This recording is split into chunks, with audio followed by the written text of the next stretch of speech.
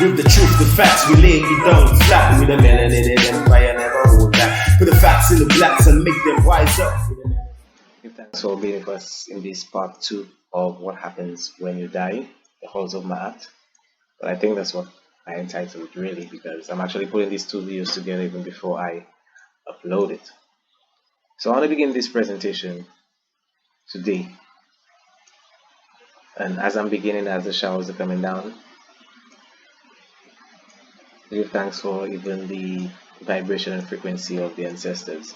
I want to start today by even sending condolences out to the family of this bedroom right here. Most know him as Jajud still, Yeah, Jajud. And I didn't know him really personally, but we have vibed a couple times, held a couple of reasonings. And this brother is really a good brother.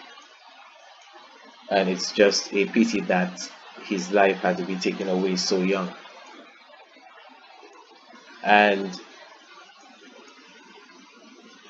I know because of how he left this dimension, it was for standing for righteousness. So as a result, I know, metaphorically speaking, that his heart is lighter than a feather. Now this one is close to home, but this one, I'm sure the family knows. Chadwick Boseman, pardon me. I don't even know the actor's name, but if you ask me, he's the Black Panther there. That's T'Challa, man, in Wakanda forever.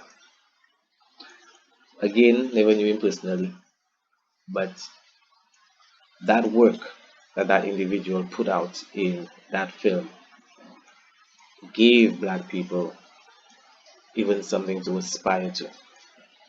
Gave us perhaps even a vision of a utopia of Africa, how it would have been, and how it could be possibly in the future. So this legacy that this man even set out, even his greeting when his hands are crossed, is present within various cultures, especially within the ancient Nile Valley civilization culture. So we thank him for his legacy. May both him and Jajud rest in power. And it's just the vibes that we should be happening to reason on what happens to the soul after we transition. So if the family remembers from part 1, this is where we left off. Okay? This right here, this hieroglyph right here, this Meduneta, is basically our ancestors' perception or apperception in regards to what happens to the soul when we die, when we transition. Okay? So this is referred to as the judgment scene or the halls of Maat. Okay, this is in the Duat. Listen to me carefully. This is what happens when you die. Okay? I mean, not what happens, but the perception from our ancestors, what happens when you die. This takes place, family, in a place called the Duat. The Duat means the underworld. Okay? Because you have to go through the underworld to get to the afterlife, for the afterlife to be granted to you. So what took place in this figurative scene is that your heart was weighed against a feather. To get an understanding about any image, family, especially if you want to decipher something, you first go to the centerpiece of this image. The centerpiece of this image, as we can see, are the scales. Okay?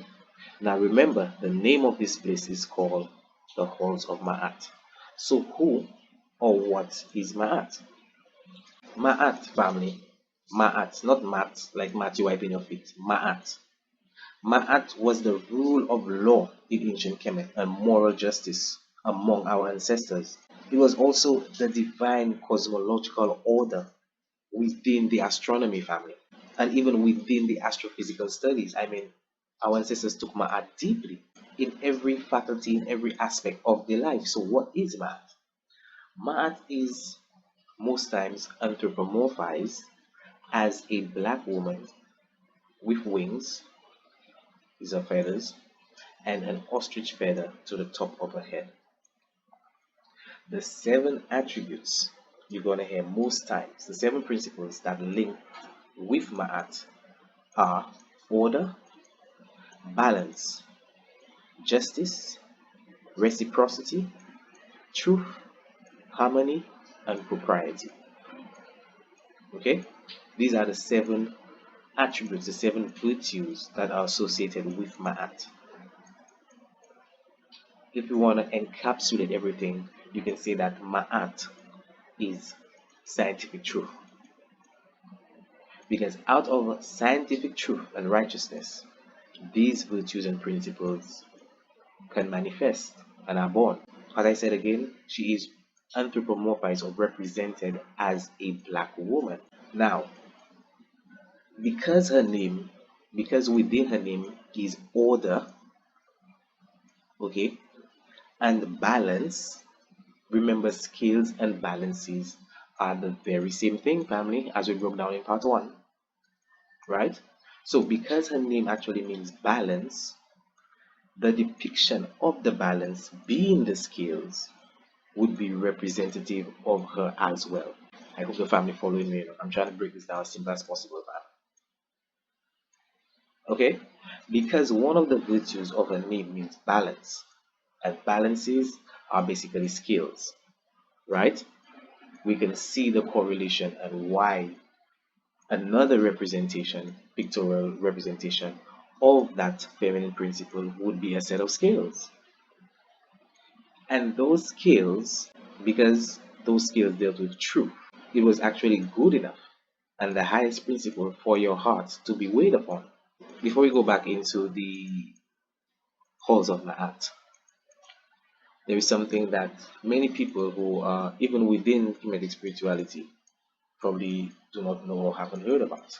I did a video sometime back on duality and polarity. Within the first virtue we gave of Ma'at, which is order, I'm sure the family knows if there is no order, there is what you refer to as chaos. Right, family?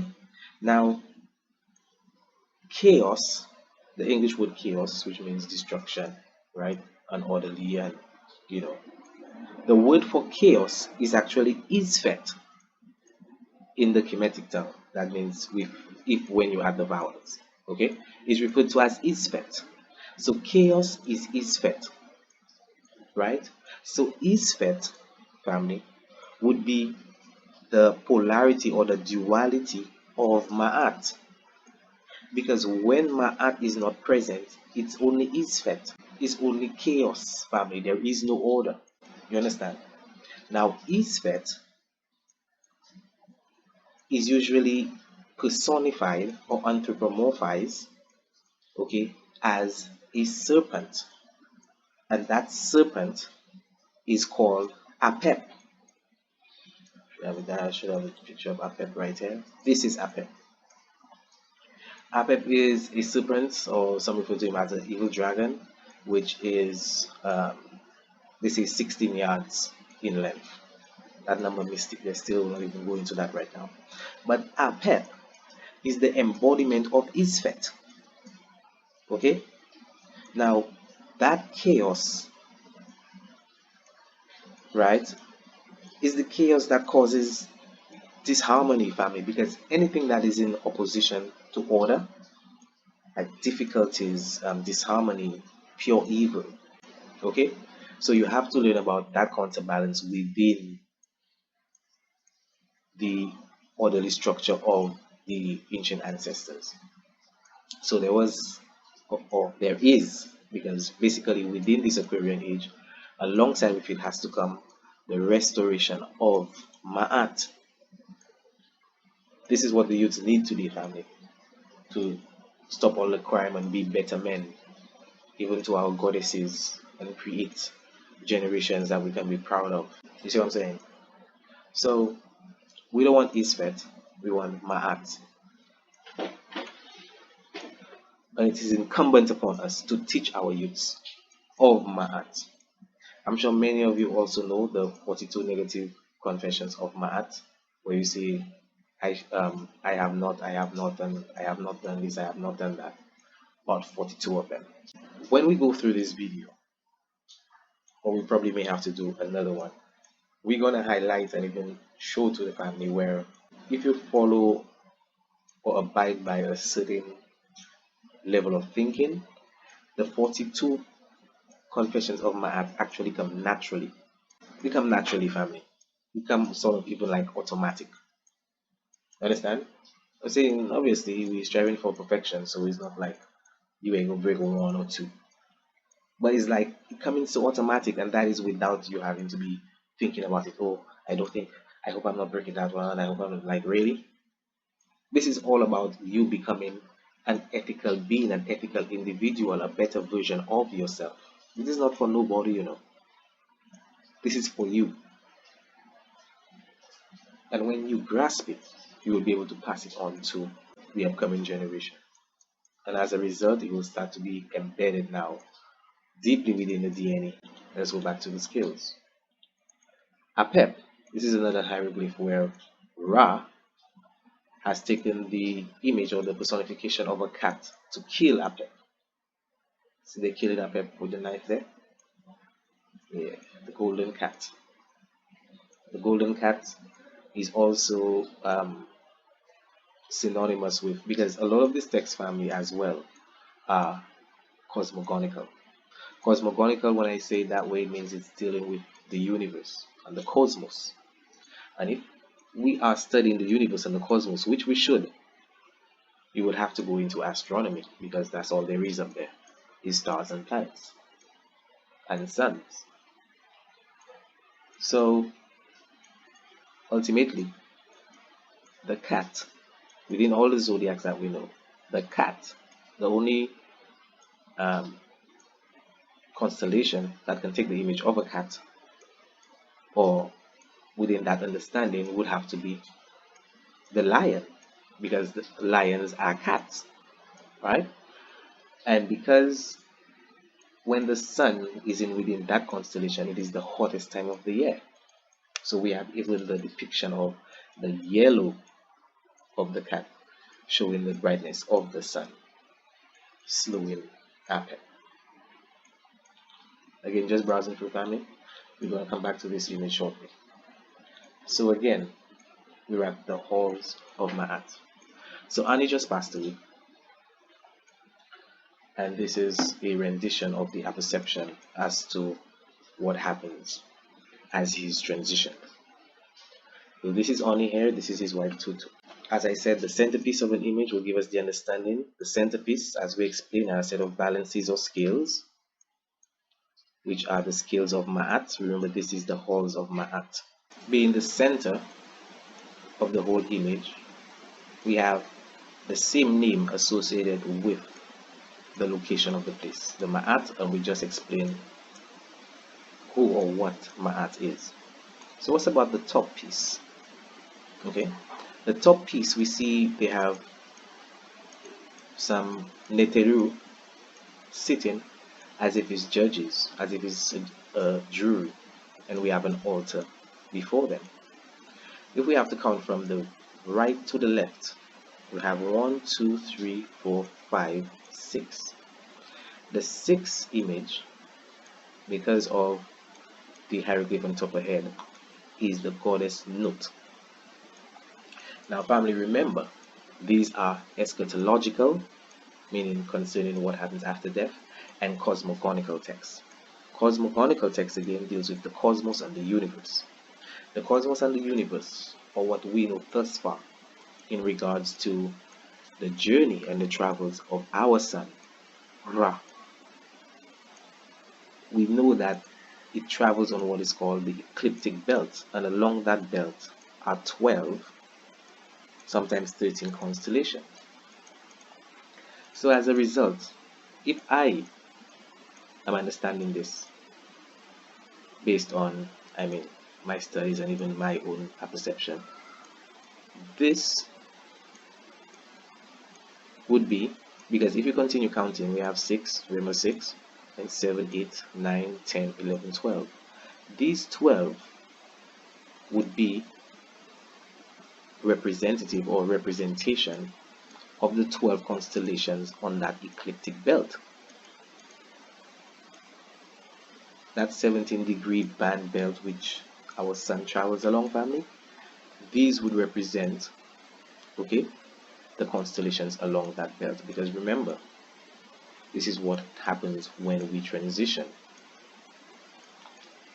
I even believe I forgot to show the family an image in regards to, go too far already. Wait, yes, I forgot to touch upon that. Because in my culture, in our culture as black people, death is not the end. Some ancient African proverbs will even say, life begins when you die. So remember, it goes back to when we said in part 1, life after death. So if death is not the end, family, there stands to reason that the ancestors who were very skilled, engineers, architects, doctors, so it is only fitting that their spirituality would be within that same par excellence. So this image, we have to really consider it. Not that I'm saying this is actually what's going to happen, family, right? Now, the same way when you die or you transition, the same time they have a day it actually happens. There is a particular day when you were born. Again, it is said by the ancients that our souls come from the sun. Soul, soul, and sun in Latin is sol, and our English language that we speak actually came from those languages. And we have a solar plexus. So if our souls came from the sun, and the sun was at a particular location along the ecliptic belt, meaning it would be within one of those zodiacal constellations, that would mean the same thing would happen when we transition. Now, as we counted 1, 2, 3, 4, 5, 6, 6, the number 6 would be the middle of this image to the top. This goddess, as I said, according to the hieroglyph on the head, is the goddess Nut. This is another depiction of Nut. Nut is a representation of the divine heavens, the sky, and it is anthropomorphized as a black woman. In this rendition, in this hieroglyph, you'll see this red dot here, and she by her mouth, and then she's basically digesting it, swallowing it, and giving birth to it. This is the ancestors' understanding of what happened daily. Beneath her, or within her, you can say, is civilization going on, carrying along, right? So she swallows the sun every evening and gives birth to it every morning, as Kefir, the becoming. Now, her depiction, Nut, this is another rendition, is a black woman with stars all over her body. Stars all over her body, family. And the zodiacs, which are the zoomorphic representations of a group of stars called constellations, aren't they stars? So stars make up constellations. Constellations are zoomorphic representations or images drawn up by those group of stars. So all this is significant in regards to this image right here. This last judgment, this halls of Maat. So to the left in white, we have Oni with Tutu, his wife Tutu, and she has a sister, an instrument that belongs to or Set, the sister. To the left of the image, family, okay, right next to the scale on the left, right next to the middle of the scale is Oni again, right? Right here are two goddesses, okay? Here is a bird with a man's head on top of what is like a small building, And this here is like a black brick with a sort of frontal carving, frontal sculpture on what seems to be another set of bricks. So what I have learned thus far, okay, because I'm a master student, I'm not a master teacher, master student going through, this is your ba, which represents your soul or your spirit. Now the ancestors broke down the soul into many different stratas. We will not go into that right now. For now, this is the ba. So this represents your spiritual being, and the white house below it represents your physical or your God body. So we can see how huge the spirit, that spark of consciousness that you are, how huge it is in regards to your physical anatomy. That means it is only up until a matter of time that your physical anatomy will give up, as it cannot contain the true and divine spark that you are. Now remember, this is a judgment scene. So you, well, your heart is being weighed against the feather on the scales, right? One side of the scales next to Ani here and the two goddesses is your heart, and the next side is the feather. Remember, the feather is the feather which is to the top of Maat head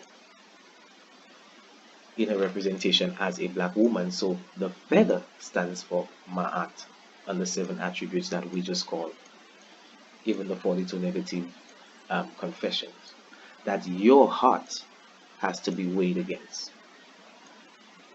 Now, in Kemetic science and spirituality, if your heart is found heavier than the feather, then this animal, which is to the right, this mythological animal which is to your right, to your far right, will devour your heart.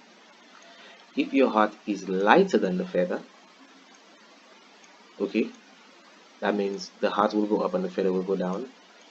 This individual who is before the beast is going to write your name into the book of life, on the papyrus of life.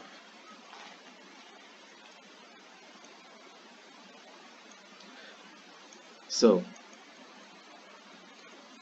on the other side of the scale, we have Anpu, who many people know as Anubis. Okay, let's go back to the left side. So, as we said, the bird on top of the building represents you and your physical body. This, to hit straight in front of the bird, you will see the black brick we spoke about on another brick. This, in ancient Kemetic spirituality, is referred to as Meshkanet. Now, Meshkanet is a goddess. In this rendition, she is personified as a birthing brick. This signifies, family, your soul and your physical being on the time of your birth, when you were born. So Meshkanet, which is in the birthing brick representation, signifies when you were born, and your soul and your physical is right here. All this is representation of Oni. So your deeds, okay, are going to be judged from the time you were born till the time you transition. Those deeds, according to ancient Kemetic science, is recorded or are recorded on your heart or in your heart. I know the Christian theology say they write it on your heart, But as I remember the family, remember it says within the Christian theology, it was the soul that was saved that it would sink, and then the damned soul would rise. But then Roger von Weyden changed that theory, and I asked the question, where did he get that concept from?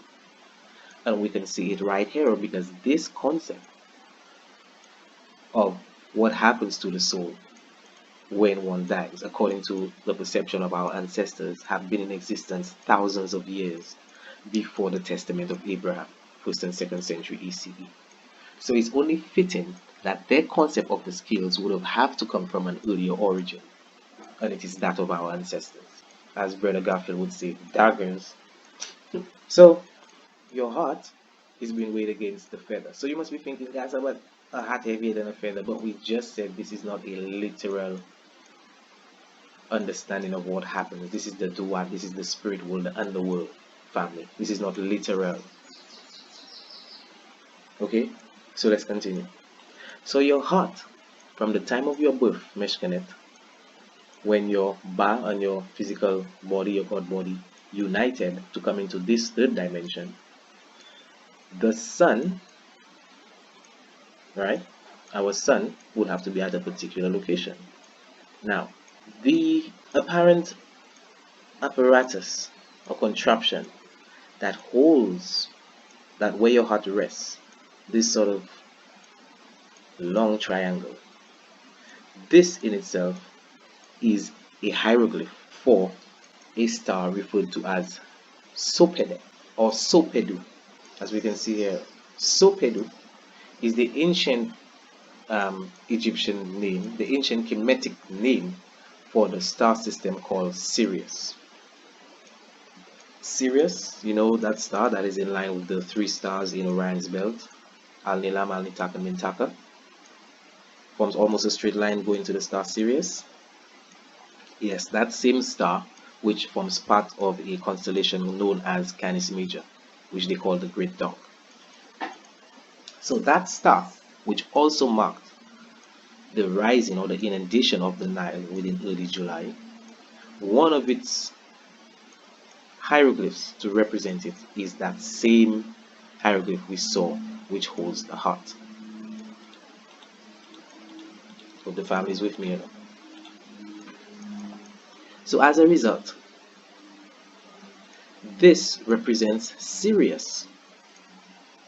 But then the time you were born, because of the placement of our sun, okay, that means our sun and Sirius would have to be playing a significant role.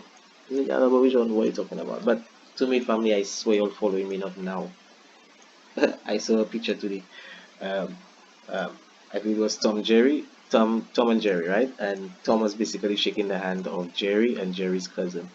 And the caption for the picture was, um, me finally meeting my only two followers that like all my posts. So that was just funny. So ultimately, I thought the family have been following.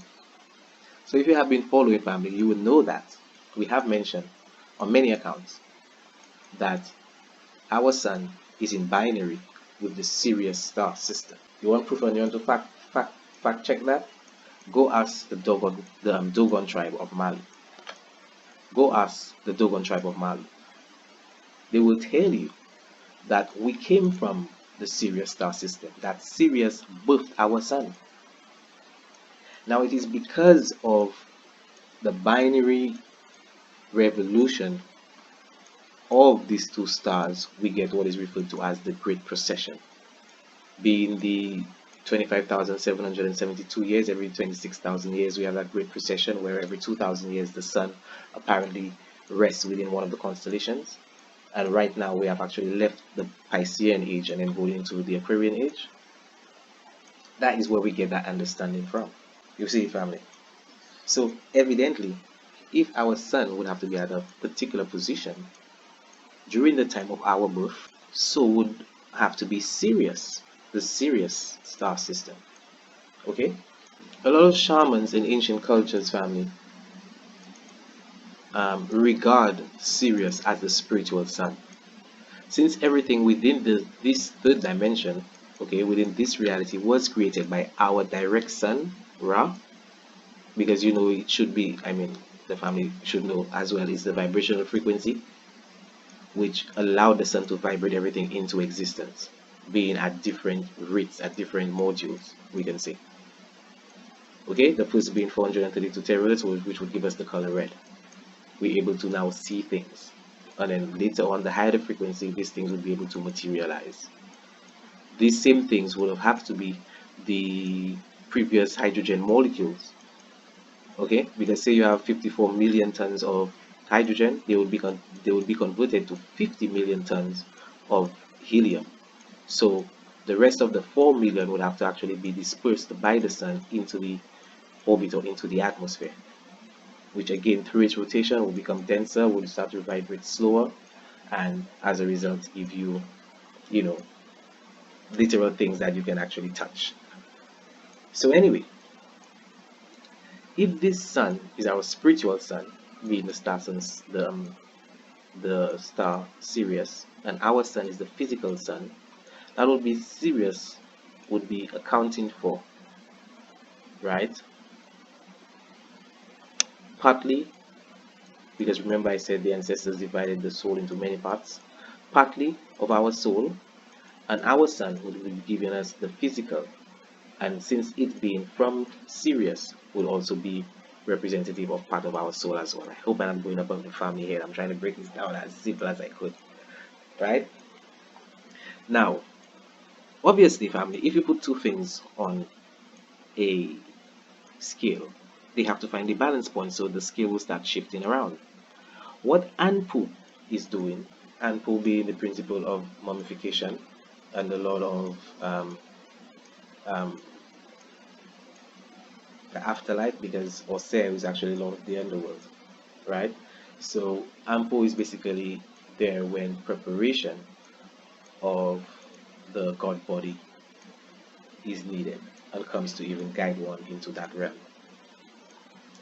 So what Anpu is now doing is basically balancing with the plumb bob. You see it in his hand?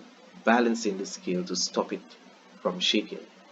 So Tehuti, which is the principle of wisdom, can record what is going on. So as I said, family, your heart is being weighed against the feather.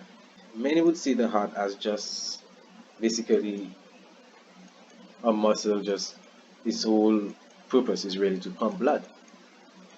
But you maybe seem to forget when it was intended, okay, for your spirit and your soul to come together, okay, before your mother conceived you. And remember, the first definition we get of conceive is within the mind before we actually get to give birth. Okay, two definitions. Because you would have to be in a thought first for you to take place. Nothing happens in this world without thought. That is the first law of um, Hermetic principles. All is the mind, all is mental. So you will have to take a thought first for you to come forth.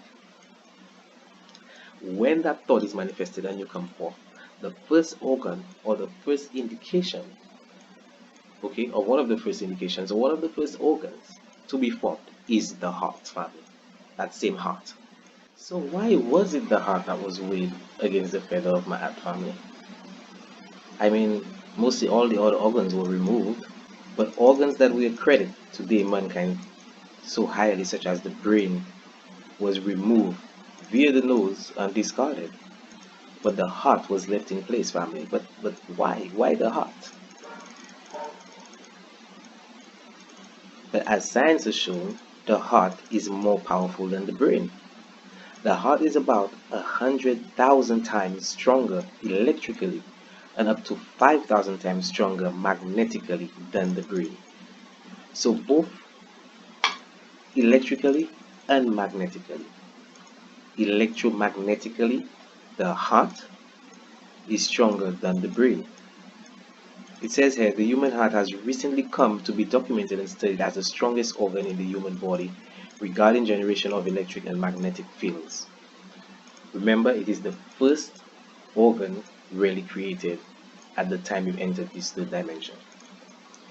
The crucial relevance of such discovery is due to the fact, until recently used to be known, that it is in the brain where all the action takes place. No doubt, the brain has its electric and magnetic field, but they are relatively weak compared with the heart's, that is about 100 times stronger electrically and 5,000 times stronger magnetically.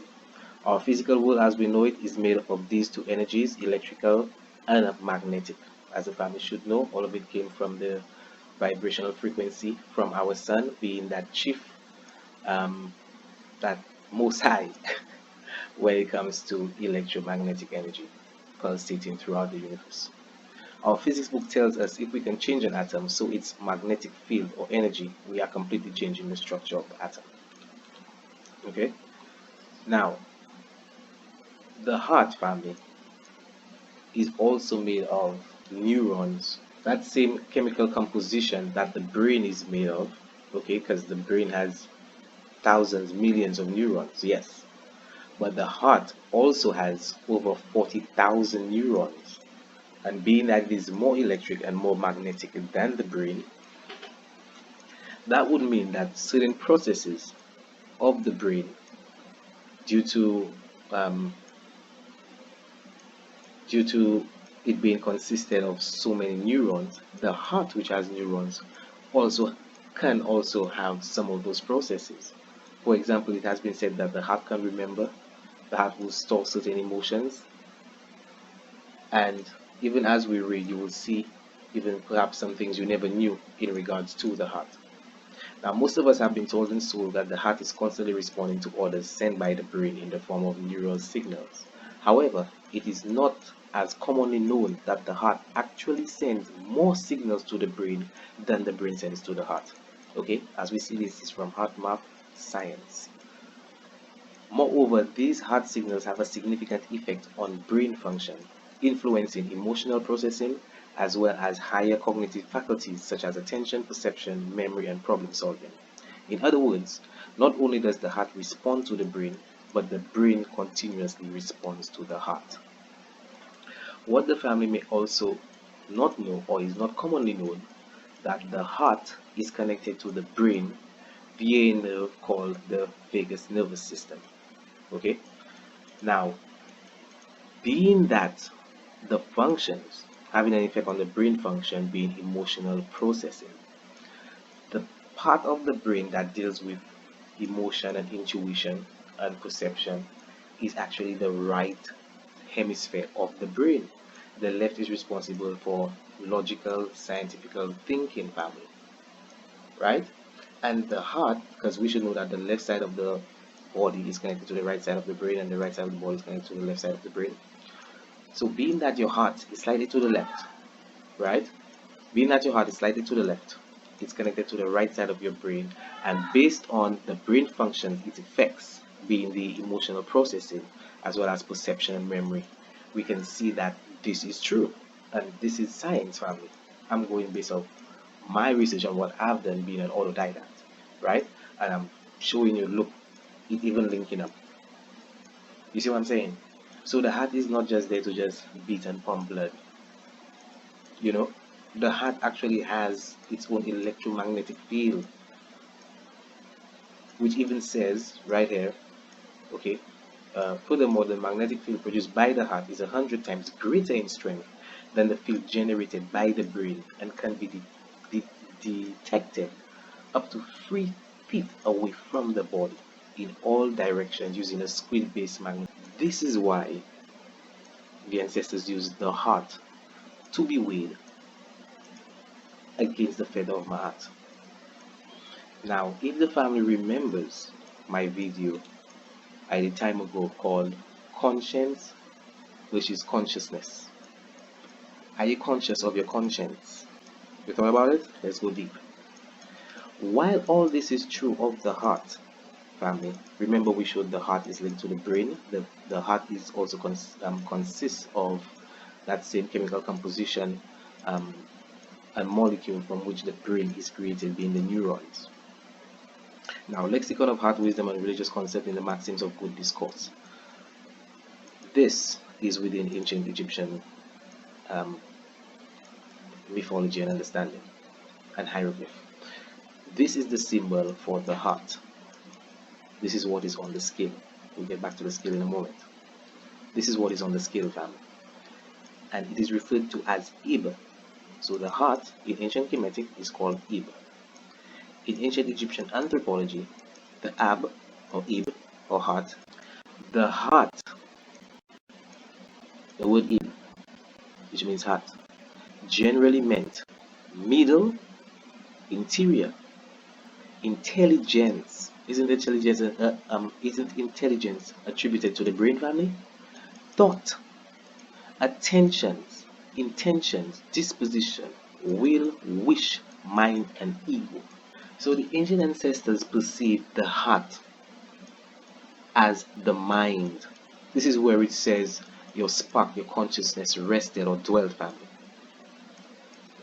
So it is not your literal physical heart, not because they left it in place. All that is just representation. So leaving it in place because to them, through the connection, and they just remove the brain completely because the heart basically they're like its own brain. As we saw, as we just read earlier, the heart actually responds to the brain and the brain responds to the heart. I mean, if something wasn't really being able to communicate, how would you respond to me? You understand what I'm saying? So, evidently, the ancient ancestors perceived the heart as the mind.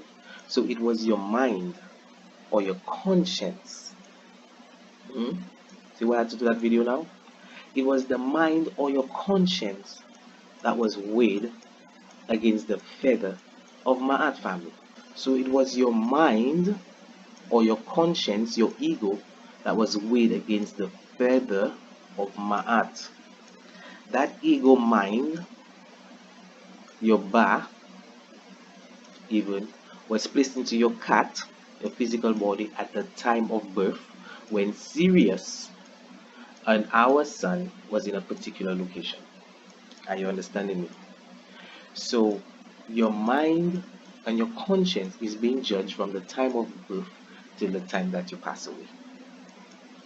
And if your heart, if your conscience is free, and you do not have a guilty conscience, right? Things like you regret difficulties and things you wish you could have done again. Your heart will be eaten by Amit or Amit. And we said Amit, this beast, which will eat your heart if your heart is heavier than the feather, meaning that your heart, because Amit now is this mythological creature, as I said, which most um, Egyptologists and even most people will tell you that it is a three-part animal, but you're all missing a point, really. You're all missing something here. Because if all this is cosmogonical, this being in free wouldn't, I mean, it could be justified really because there is three constellations within a quarter when you draw up the ecliptic belt as a zodiac belt. If you draw like a complete circle and you divide it in four, you will have three of the constellations within each.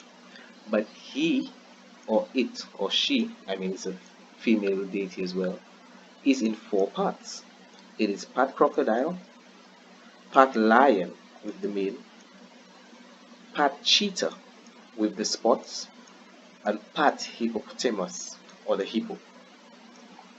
So Almate, and this is probably the only place you might hear this, is a four-part animal, not a three.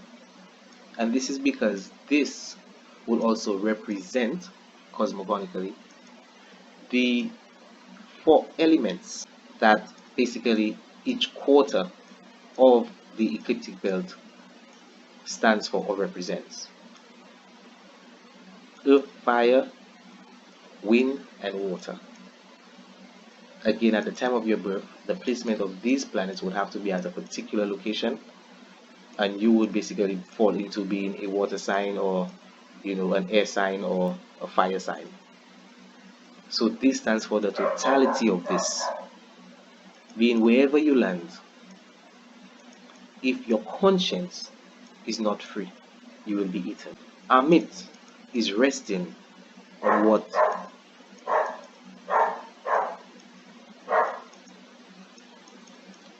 Amit is resting upon what is a mat, a papyrus mat.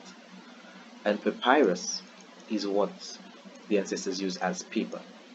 And what is on paper? Things you record. This basically means your guilt, all your guilt and things you regret basically has a lesson in it to learn. So as a result, you will be eaten and you will have to probably reincarnate and come and try again.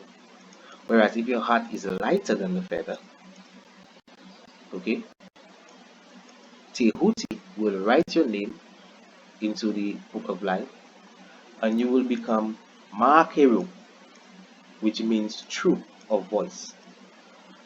Because ma'a, keru, ma is the beginning of ma'at. So if ma'at stands for truth, then ma'a is true, and keru is voice. So you will be true of voice, and keru,